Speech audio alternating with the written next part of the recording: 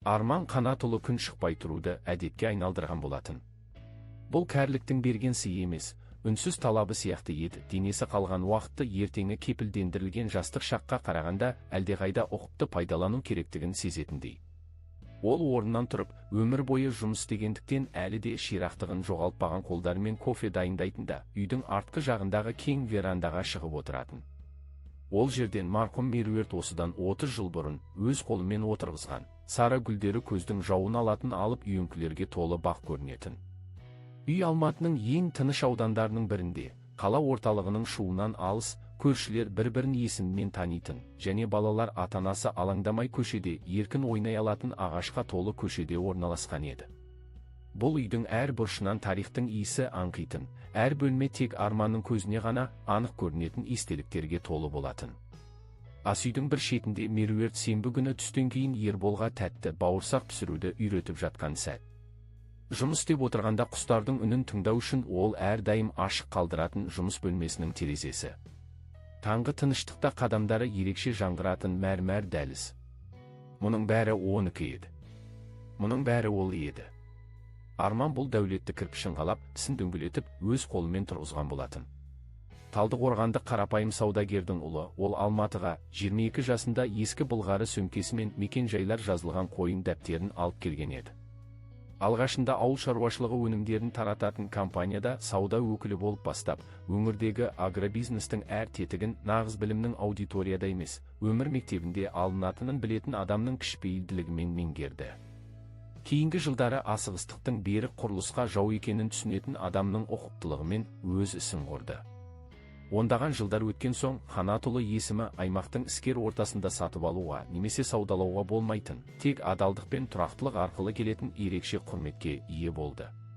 Осыдан 3 жыл бұрын Меруерт өмірден өткенде, ол Арманның әлі де болса толық сипаттап бере алмайтын бір бөлшегін өзімен бірге ала кеткендей болды. Бұл тек жалғыздық емес еді, дегенмен оның жоқтығы кеудесіндегі ауыр тас сияқты үнемі сезіліп тұратын. Бұл ортақ мақсаттың, оның бүкіл тарихын жеңістерімен, жеңілістерін, үйдің төрт қабырғасынан аспаған қателіктері мен жетістіктерін білетін, және соған қарамастан жанында қалуды таңдаған адамның бар екеніне деген сенімнің жоғалуы еді. Ол қайғысын ешкімге білдірмей, іштей тартты.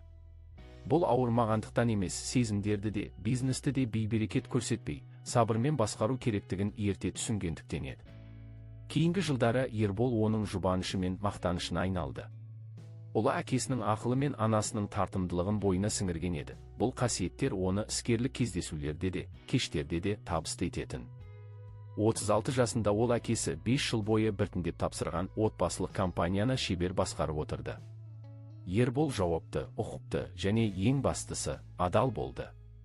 Арманның ұлына күмәндануына ешқандай негіз жоқ еді.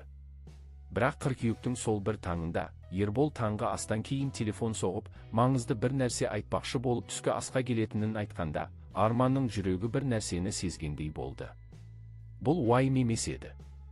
Бұл үлкен жаңалықтың алдындағы сезім болатын, жақсы болсын, жаман болсын, ол бір нәрсені өзгертетіні анық еді. Ербол әдеттегідей уақытында келді. Оның жүзінде Арманға жақсы таныс жарқын күлкі үйірілген. Бұл ішіндегі қуанышын жасыра алмай тұрған адамның күлкісі еді. Олар түскі ас үстеліне отырды. Раушан апай палау, ет және хош иісі ас бөлмесін алып кеткен қызанақ салатын әкелді. Ербол астың екінші қасығын алғанда бірден әрі толқыныспен айтты: "Әке, мен үйленемін." Арман қасығын қойды. Ұлына қарады. Ерболдың көздері бұрын соңды болмағандай жайнап тұр еді. Бұл мектепте жүлде алып, қуанышын жасыра алмай әкесіне жүгіріп келетін кішкентай баланың қуанышына ұқсайтын. "Кімге?" деді Арман қысқа ғана. "Камилаға, Камила Ферхат қызына. Біздің танысқанымызға 4 ай ғана болды. Білемін, бұл тым тез көрінуі мүмкін, бірақ әке, бұл жолы бәрі басқаша. Ол мүлдем бөлек адам." Арман бір сәтке үнсіз қалды. Су ішіп, сәлден соң олардың қалай танысқанын сұрады. Ербол оны Астанадағы іскерлік конференцияда кездестіргенін, Камиланың коммуникация агенттігінде жұмыс істейтінін, жасы 29-да екенін, өзі Қарағандыдан болғанымен, Алматыға жұмыс бабымен келгеніне 1 жылда толмағанын айтып берді. Ұлы сөйлеп жатқанда, Арман жылдар бойы қалыптасқан қырағылық пен тек сөздерді ғана емес, сол сөздердің астарындағы сезімді де тыңдады. Оның естігені әлі де болса байсалды шешімнен гөрі, ғашықтық сезіміне елітіп отырған ұлының дауысы еді. 4 ай. Арман бұл уақытты ой елегінен өткізіп тамағын іше берді. Бұл өте аз уақыт еді. Ол Меруертпен үйленбес бұрын 2 жыл кездескен, соның өзінде некеден кейін екеуі де күтпеген жағдайлар болған еді. Әрине, бұл қазіргі заман үшін қатаң ереже емес. Бірақ 4 ай адамның тек жақсы жағын көрсетуіне ғана жететін. Тұрмыстың тауқыметі мен нағыз қиындықтар әлі сынға алынбаған уақыт. Мен сені онымен таныстырғым келеді, деді Ербол. Сенбі күні қолың тисе, кешкі асқа бізге кел. Жарайды, деді Арман. Барамын. Сенбіде жетті, Камила да келді. Арман оны ресми таныспас бұрын қақпадан кірген сәтінен бастап бақылады. Ол орта бойлы, қоңыр шашы иығынан түскен, алғашқы кездесу үшін өте орынды таңдалған қара көк түсті көйлек киген сүйкімді бойжеткен екен. Қолында бір бөтелке қымбат шарап пен сары гүлдер шоғы бар еді. Ербол кейінірек Камиланың Меруерттің сары гүлдерді жақсы көргенін біліп, арнайы гүл дүкенін іздеп тапқанын айтты. Гүлдер шынымен де сары еді. Бұл деталь Арманды бір сәтке ойландырып тастады. Бұл алдын ала жоспарланған амал болуы мүмкін немесе шынайы сезімталдық. Ол әлі ажырата алмады. Кешкі ас өте жағымды өтті. Камила еркін сөйлесті, отбасылық бизнес туралы орынды сұрақтар қойды. Арманды таңғалдыратындай салалық білімін көрсетті және Раушан апайға деген ілтипаты ерекше болды. Арман мұны байқады, өйткені алғаш келген қонақтар көбіне қызмет көрсетушілерді елемейтін. Ал Камила елеусіз қалдырмады. Раушан апай тәтті келгенде, Камила оған қарап, рахмет, өте әдемі болыпты деп шынайы жымиды. Бірақ бір нәрсе бар еді. Камила өзін ешкім бақылап тұрған жоқ деп ойлаған сәттерде, Арман оның жүзінен байқалмайтын бір шиеленісті сезді. Ербол ас үйге немесе жуынатын бөлмеге кеткенде, ол бөлмеде бірнеше секунд жалғыз қалғанда, иықтары сәл босаңсып, ұзақ уақыт бойы бір күшті ұстап тұрған адамдай демін алатын. Ал Ербол қайтып келгенде, күлкісі қайтадан табиғи түрде пайда болатын. Бірақ тым мінсіз еді. Арман сол кеште ештеңе айтпады. Нақты айтатын ештеңе жоқ болатын. Бұл тек ішкі түйсіктің белгілері еді. Ол қателесуі де мүмкін екенін білетін. Өмір оған дәлелсіз күмәннің де, негізсіз сенімнің де қауіпті екенін үйреткен. Бірақ ішкі дауысын өшіру мүмкін емес еді. Ол ондаған жылдар бойы келіссөздерде, келісімшарттарда және серіктестіктерде дәл осы ішкі дауысының арқасында аман қалған болатын. Және ол дауыс қазір ақырын ғана сыбырлап тұрды. Ербол Камиланы шығарып салу үшін көлігін оталдыруға кеткенде, олар кіреберісте бірнеше сәт жалғыз қалды. Камила Арманға сөзбен жеткізе алмайтын бір нәрсені айтқысы келгендей жымиып қарады. Арман болса көп нәрсені ішке бүккен адамның сабырлылығымен жауап берді. Камила онымен танысқанына қуанышты екенін айтты. Арман да ішіндегі күмәніне қарамастан шынайы ниетпен жауап қайтарды. Ерболдың көлігінің шамдары көше соңында жоқ болғанда, Арман алдыңғы верандада ұзақ уақыт тұрып қалды. Бұл сенімсіздік емес еді. Әлі емес. Бұл тек жауабы жоқ сұрақтың бар екенін сезіну еді. Ал ол жауабы жоқ сұрақтармен ұйықтай алмайтын адамдардың қатарынан болатын. Кешкі астан кейінгі апталар Арманның ондаған жылдар бойы қалыптастырған бақылау қабілетімен өтті. Бұл аңду емес, бұл назар аудару еді. Жаңа іскер серіктеспен келісімшартқа отырмас бұрын оның астарына үңілетін дәл сондай ұқыптылық. Тек бұл жолы бәске тігілген нәрсе келісімшарт емес, жалғыз ұлының болашағы еді. Ербол Камиланы үйге жиі әкеле бастады.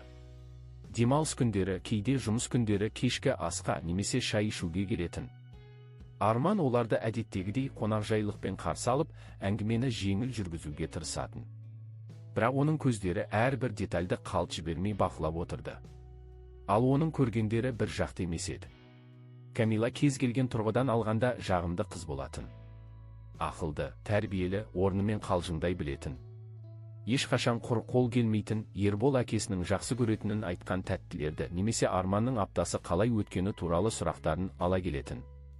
Бірде ол өткен ғасырдың 70 жылдарындағы қазақстандық агробизнесменнің естеліктер кітабын әкелді.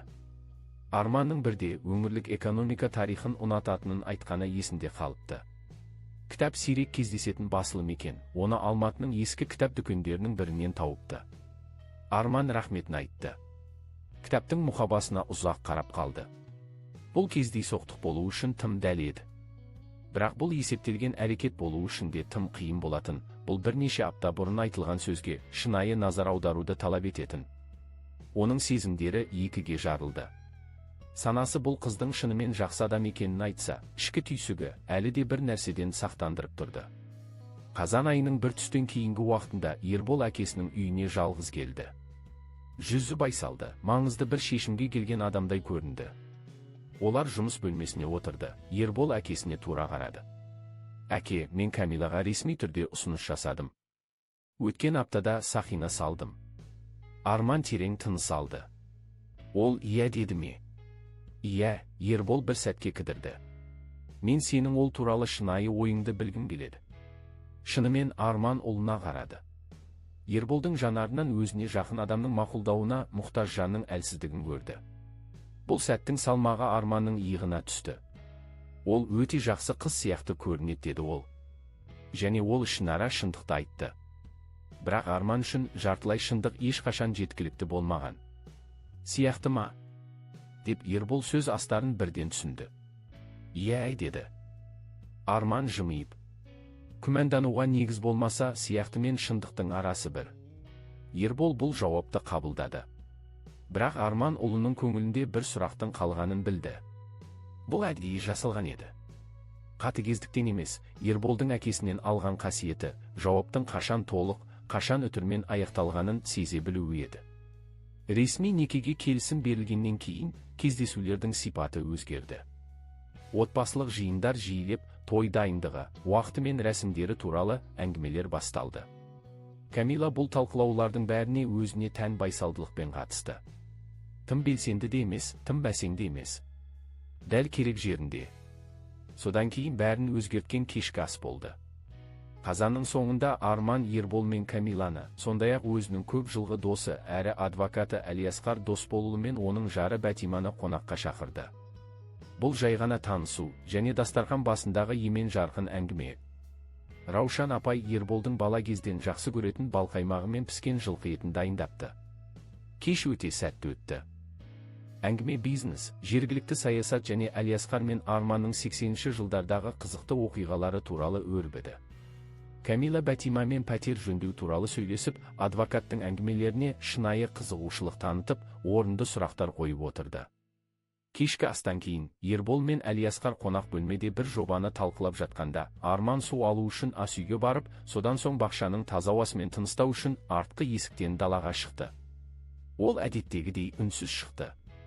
Сол сәтте Камиланың бұрын соңды естімеген, бәсең әрі шиеленіскен дауысын естіді. Ол веранданың арғы жағында теріс қарап тұрып, телефонымен сөйлесіп жатыр екен. Ол Арманның сонда екенін білмеді. Арман қозғалмай тұрып қалды.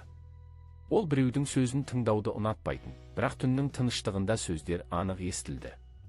Білемін, бірақ мұны тағы қанша уақыт ұстап тұра алатынымды білмеймін. Біраз үзіліс болды. Ол арғы жақты тыңдап, одан да бәсең дауыспен жауап берді. Әзірге солай болуы керек. Қазір сөйлесе алмаймын. Осыдан кейін ол телефонды қойды. Бірнеше секунд қараңғы баққа қарап тұрып, иығын тіктеп, үйге қайта кірді. Арман орнында қанша тұрғанын білмеді. Бақ тыныш, желсіз түнде үйеңкілер қозғалыссыз, ал жаңағы естіген сөздері санасында жаңғырып тұрды. Мұны тағы қанша уақыт ұстап тұра алатынымды білмеймін. Ол нені ұстап тұра алмайды? Қарым-қатынасты ма? Әлде бір құпияны ма? Арман асығыс қорытынды жасайтын адам емес еді, бірақ бұл сөздердің астарында бір ауырлық бар екенін сезді. Ол үйге кіріп, ештеңе болмағандай әңгімеге қосылды. Бірақ сол түні қонақтар кеткеннен кейін, жұмыс бөлмесінде ұзақ отырды. Алдында Камила әкелген сирек кітап жатыр еді. Бір нәрсе дұрыс емес. Және шындықты білудің жалғыз жолы Камиланы өзін ешкім бақылап тұрған жоқ деп ойлайтын ортада көру. Бірақ оны қалай істеу керек? Ол сияқты танымал адам оған қалай білдіртпей жақындай алады? Сол сәтте оның басына бір ой келді. Ол ой оның дәрежесіндегі адам үшін оғаш, тіпті күлкілі көрінуі мүмкін еді.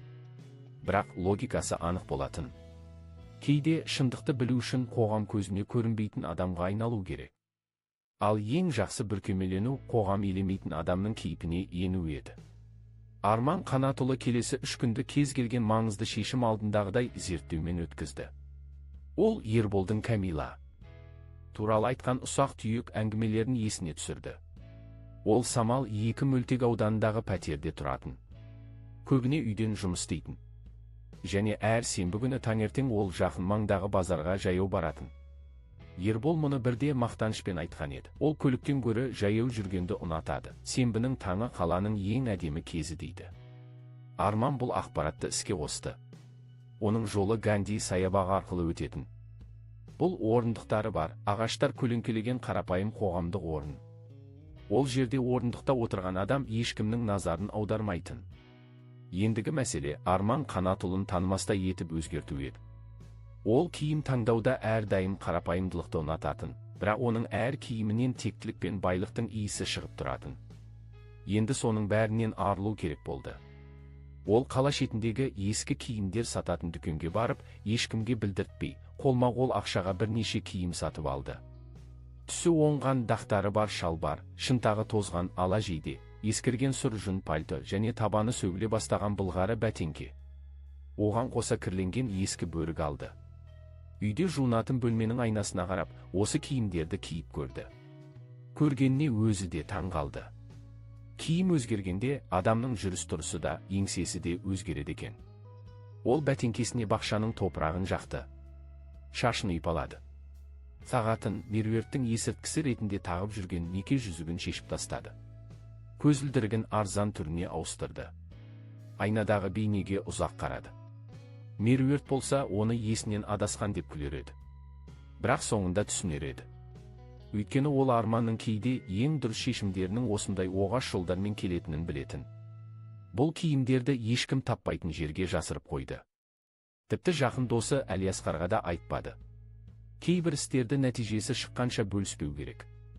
Сенбі күні таңертең ол саябаққа ерте келді. 3-ші орындыққа отырды. Қолына ескі газет алып оқып отырған кейіп танытты. Сағат 8-ден 42 минут кеткенде Камила көрінді.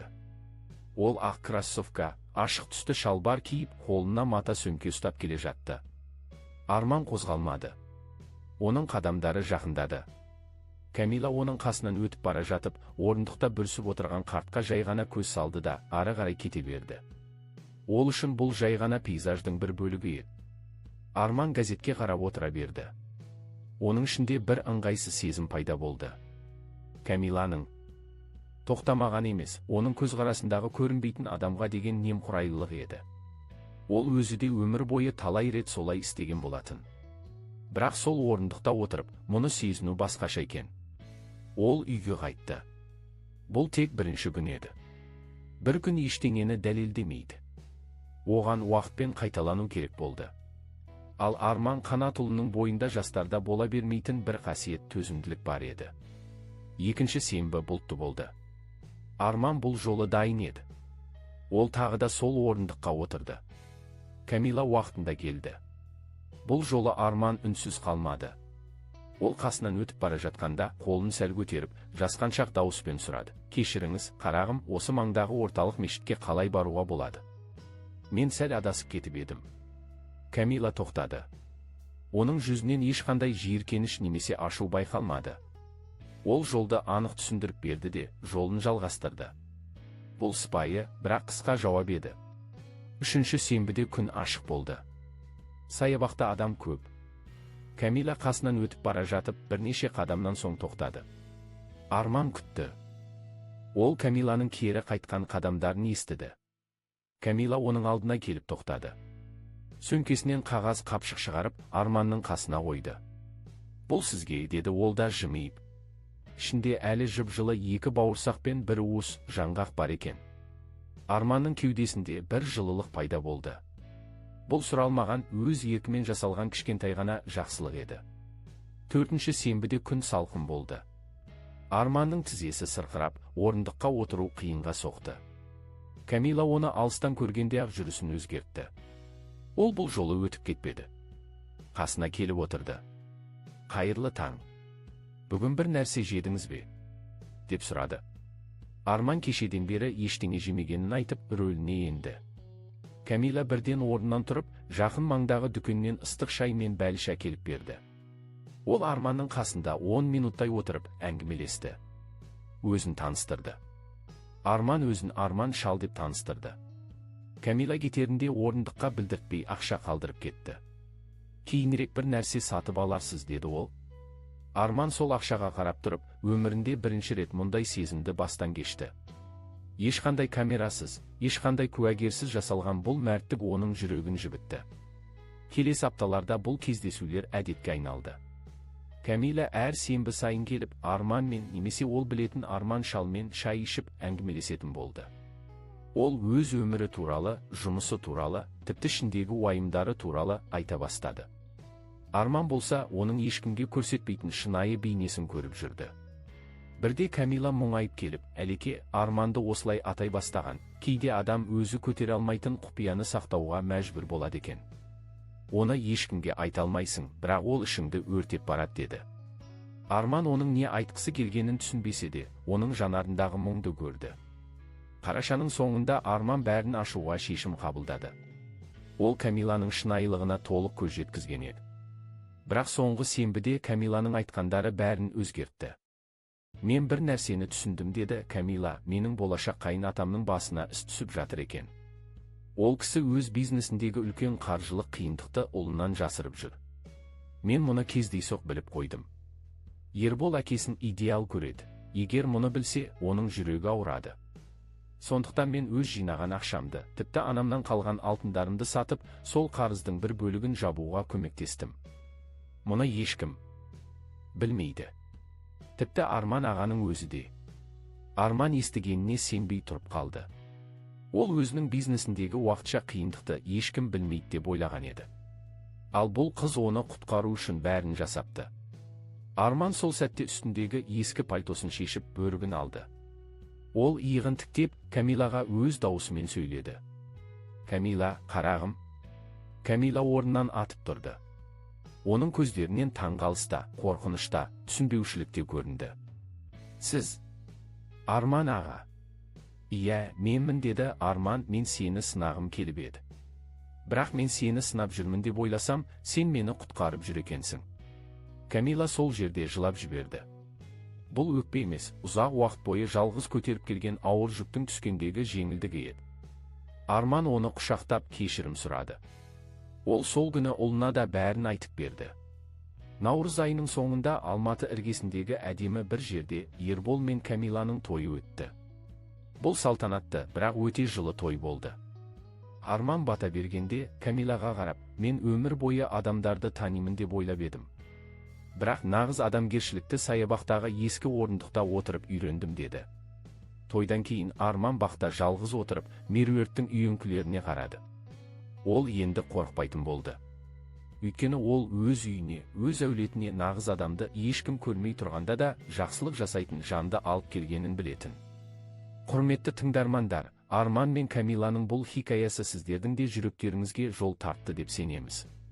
Адам жанын зерттейтін осындай шынайы оқиғаларды жіберіп алмау үшін арнамызға жазылып, пікір қалдыруды ұмытпаңыздар. Сіз де өміріңізде күтпеген жерден біреудің мейірімділігіне куә болдыңыз ба? Төменде бөлісе кетіңіз. Келесі кездескенше. Оқиғаның соңы Radio Partial 30.7 The Original.